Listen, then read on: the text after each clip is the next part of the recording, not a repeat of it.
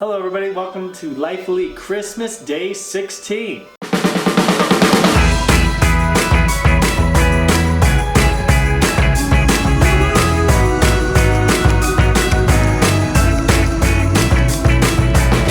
Today we're talking about goals, your life, and how to set it up for success. Okay, so today we are talking about our top 5 tips for setting goals in 2020. So we love goal setting. It's one of our favorite things to talk about. We don't actually talk about it a lot on this channel. We have a few videos that we talk about it, but we really love setting goals and it's really important for our life. And currently we both have jobs, we both have like Life Elite that we do, we have our YouTube channel, so we have clients, we have full-time work, it's a lot. So goal setting is super important for us. And we have 2 fluffy dogs. And we have dogs. And I wish you could see Mac right now because he's like, his eyes are rolling to the back of his head because he's falling asleep. But today we're giving you our top 5 tips for setting goals in 2020 because we think it's super important to set realistic goals. And we're saying goals as opposed to resolutions because I feel like a lot of people, I think it's like less than like 10% of people keep their New Year's resolutions. And most people, a lot of people don't even set them anymore because they actually find it discouraging because they think, oh, I'm just gonna like forget about them anyway. So we wanna actually help you set goals for next year. So these aren't just like resolutions like, oh, I'm putting this out into the universe, I'm hoping like this is gonna happen. This is like, no, this is how you set up goals, this is how you make a plan, this is how you find success in 2020. so there's a couple things here that we're gonna go over. First of all, we're setting 4 different goals that are for a part of your personal life.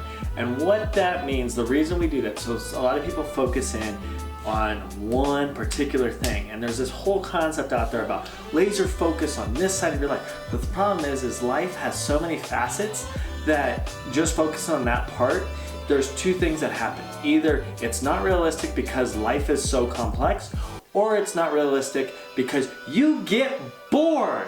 And so then the amount of success that's achieved is actually not enough for what you want in your life. And so what we've kind of found is that by setting 4 different goals for the areas of your lives actually helps get into the complexities of life and balancing it out. The other piece here, and we're gonna have other videos on this concept, when we look at the future and how it affects you and what you're thinking about. One thing that people get frustrated is because they see themselves as failures because they did not reach the goal that they set for themselves. And the reality is past failures are lessons to the future.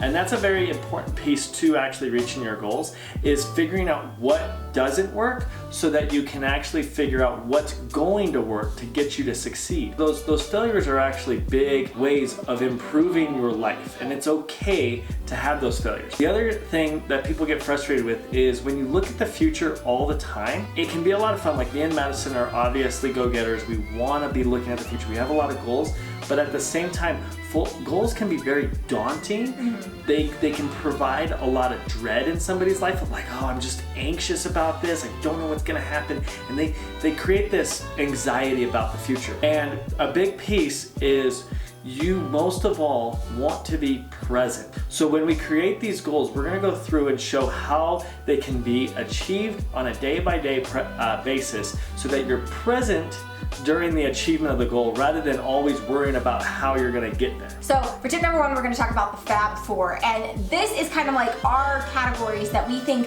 if you're starting off with like trying to set some goals for next year, this is a really good place to start. A lot of people get out of control because they will make like a list of like 30 goals, and I used to be one of these people, pages and pages of goals for the next year. And it's like realistically, that's daunting for your brain to even process, let alone actually get done.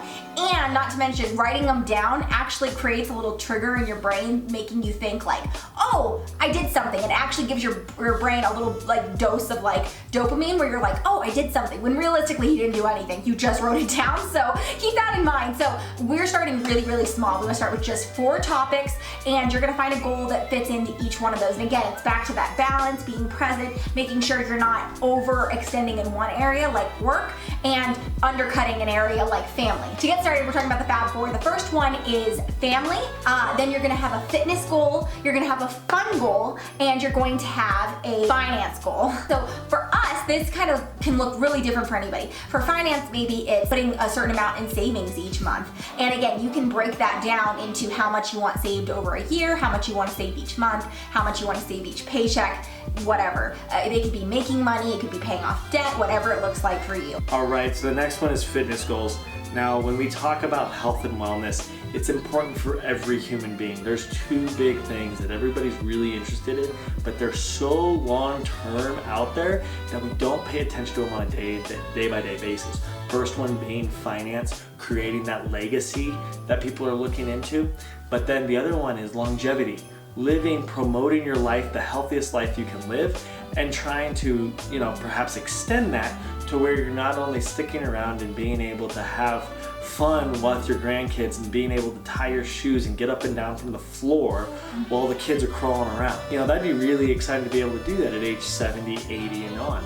Legacy is a big one. It's such a broad picture that it gets really hard to focus on a day-by-day basis when you have family going on, when you have money things going on, when you have trying to keep up with all the kids' fun things that they're doing on top of their school things. It's like fitness, we need to break that down where it's a present, everyday concept that you're implying in a lifestyle. And that's how we get to those fitness goals. Fitness goal could be anything from working out for 30 minutes every day or working out 5 times a week for 30 minutes. It could be a longer term goal such as, running a marathon or trying to climb every 14er, in like the country, something like that. You could have a bigger goal like that, but at the same time, we're gonna get into setting realistic goals as well and not having goals that you're like, oh, I didn't even touch that. Again, we wanna make goals that are really going to like enhance your life in 2020 and potentially be things that you carry into the rest of your life, not just in the year of 2020. Next topic we're going to talk about in the Fab 4 is family. So this looks like whatever it looks like for you. So if you're newlyweds, if you're single and you have friends who are family, or you have,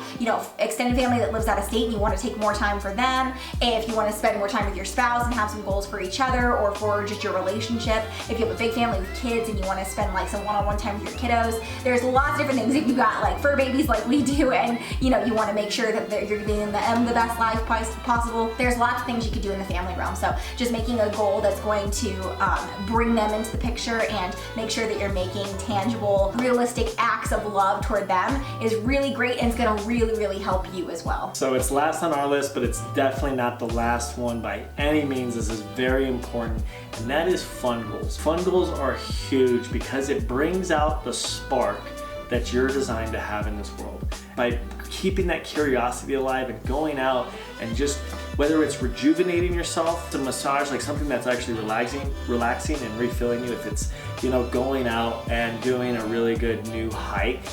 That's one for me, is spending time on the outdoors. That's really a rejuvenating concept. So being able to do that on a timely basis is actually helping promoting myself. The other things that fun goals can come into, so this is really where mine come into play, because going for a hike is really no longer a goal. It's on my must list that it just naturally happens. So at this point, when I think of goals, I think of something that I'm not doing currently that I want to be doing.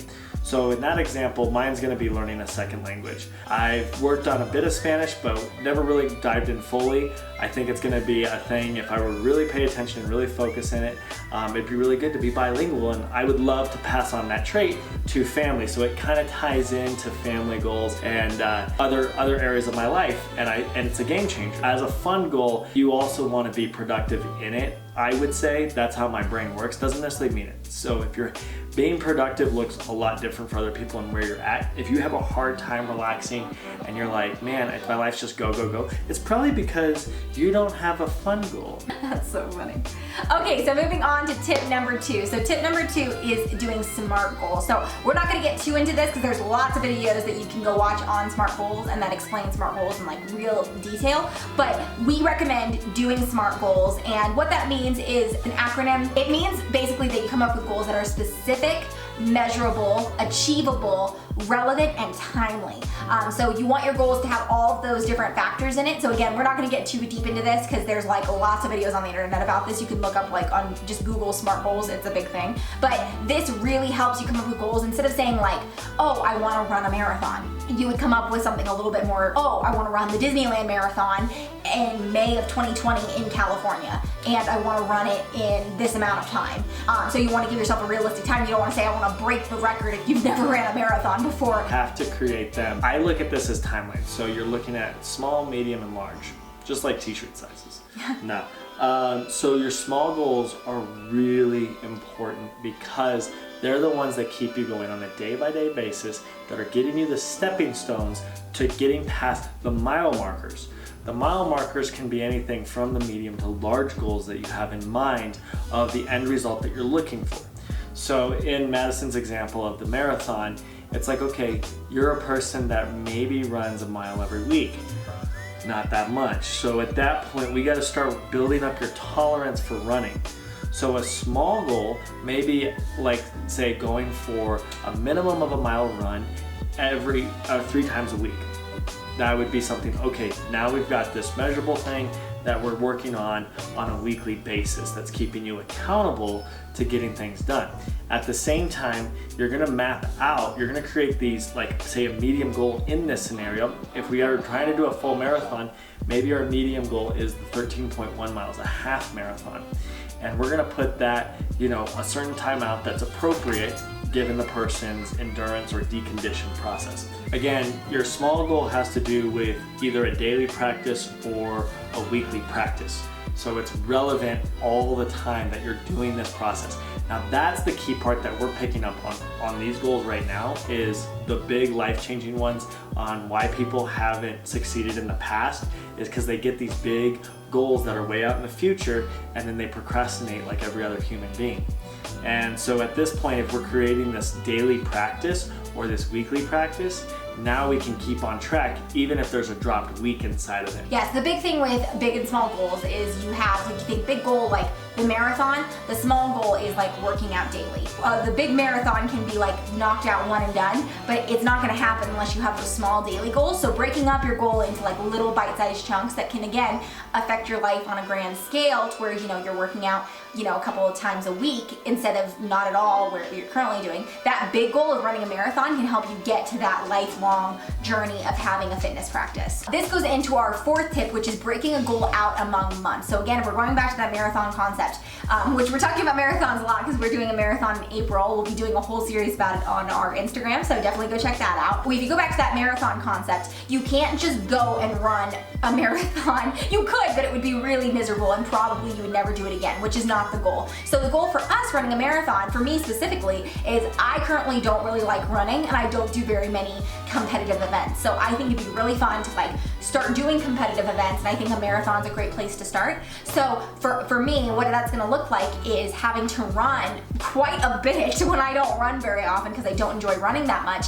That means for me running quite a bit every single week and sticking to a plan which is gonna help me stay on my fitness course and having to do these long distances, pushing myself farther than I thought I could, and hitting a certain mileage every single month. So I'm breaking up that big goal of doing a 26.2 mile run into little bite-sized chunks that I do throughout the next 4 months. And then when I get to the goal, I'm gonna knock it out of the park, which is gonna be great, but I also have created this practice that when I do my next one, it's not gonna be this as intense as the first one's going to be. This is gonna be a new process that I work into my life where I am creating better training programs for myself, creating more accountability, and really getting into it every single month from here on out. All right, so this 5th concept is you're creating goals that affect you in the long term, keeping the end result in mind when you're creating the goals. So at that point, let's say for running a marathon, really why somebody would run a marathon is to build endurance. So it does, the number 26.2 doesn't actually mean a whole lot, but at the same time, working on heart health, creating things that are going to keep you accountable to going to the gym, to keeping the fitness life that you want, the fitness life that you actually deserve, then that is the end result that you're looking for. That's the life-changing effect. Going back to my fun goal, as far as learning a second language and becoming bilingual, that one's going to have a long-term effect on my life, even though it may take an initial really hard kickstart to get it going in the first place. Keep that in mind. These fun goals, they can always be changed and manipulated. Any of the goals you're going to constantly be achieving. Life is meant to be growing, so at that point just choose goals that are progressing yourself to the life that you deserve. So we have a bonus tip for you, and it's probably not what you're expecting, but our bonus tip is to not talk about your goals. So it's okay to write them down. You definitely should write them down. We recommend journaling them, writing them down every day, doing things like that. I was like, what are you doing? I thought you were yawning or something. My bad. The big thing about not talking about your goals is when you talk about your goals and you tell someone like, oh, I'm going to run a marathon, or oh, I am going to learn a second language, you're actually giving your brain a little dose of dopamine where it's basically thinking like, oh, I already did something good. You're giving it the reward before you've actually done the work. So they actually say that people who do, everyone does this. This is not something like people are like massively talking about yet. It's kind of like new information, but it really actually makes a lot of sense if you look at your track record. You write down your resolutions, you tell people what you're gonna do, and then you end up not doing it, and you feel like a little bit of shame for not doing it, but you also, when you first told someone you did it, you felt that release of like, oh yeah, I'm so proud of myself, like I'm doing this, I'm so proud of myself, but at the same time you haven't done anything yet. So keep your goals to yourself, write them down, and then when you crush them, let the success be what people hear, because like that's gonna be, like when they see the pictures of you like doing a marathon, they're gonna be like, they did it, that's amazing, I didn't even know they were training for that, and you get all the reward after you've accomplished the goal. Get in there, do it,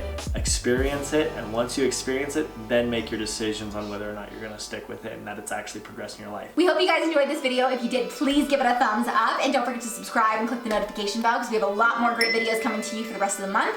And make sure that you let us know in the comments what some of your goals, or maybe don't. Like, let us know what your favorite tip from this was. Don't tell us what your goals are because we want you to like write those down and keep them to yourself, but at the same time, we really want you to get after them, and we hope these tips helped you. So let us know what tip you like the best in the comments below, and we will see you guys tomorrow for Life Elite Christmas Day 17. 17, get it.